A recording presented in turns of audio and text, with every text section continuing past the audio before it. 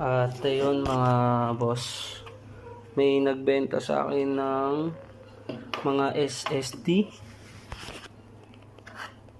Ngayon, puro 1 terabyte to. 1 terabyte. Bali, 2, 4, 6, 8, 12, 14, 16, 18. 1 terabyte. Tapos, 120 gig na defective copper pins. 120 gig. Tapos ito, puro 2 terabyte. Hindi ko alam kung ano issue na itong mga to. Yun.